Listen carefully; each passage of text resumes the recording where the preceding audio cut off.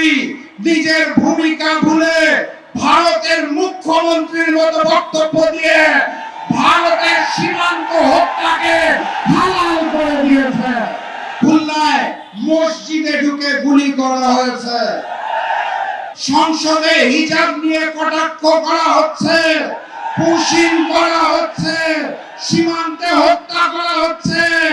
ভারত থেকে high commissioner প্রবেশ করে অখণ্ড ভারতের স্বপ্ন দেখছেন। বিজিবি বিএসএফ এর যে যৌথ বিবৃতি, সেখানে পুশিং নামক কোনো শব্দ নাই।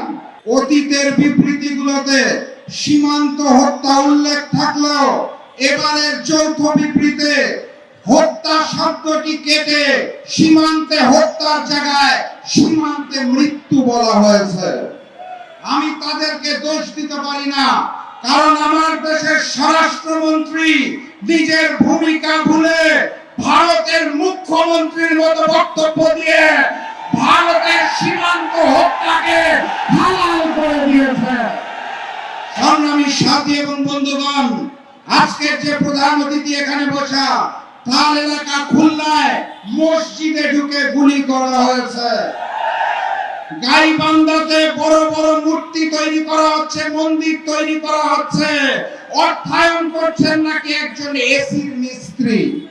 এগুলো কোনো বিচ্ছিন্ন ঘটনা নয়। সংসদে হিজাব নিয়ে কটাক্ষ করা হচ্ছে, পুশিং করা হচ্ছে, সীমান্তে হত্যা করা হচ্ছে।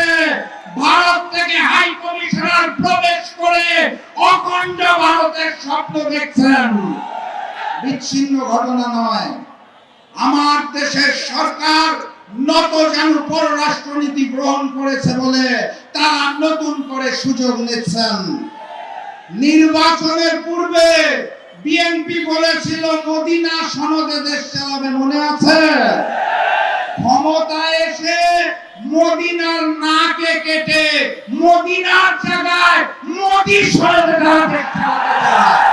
বাংলার মাটিতে মোদি সনদে দেশ চলবে না, আধিপত্যবাদ চলবে না, হিন্দুত্ববাদী আগ্রাসন চলবে না। প্রকৃত স্বাধীনতা এবং সার্বভৌমত্ব অর্জনের আগ পর্যন্ত আমাদের লড়াই সংগ্রাম চলছে এবং চলবে ইনশাআল্লাহ। দেখা হবে বিজয়ে। বিজয়ের পথে যাত্রা শুরু জীবন অথবা মৃত্যু। আসসালামু আলাইকুম।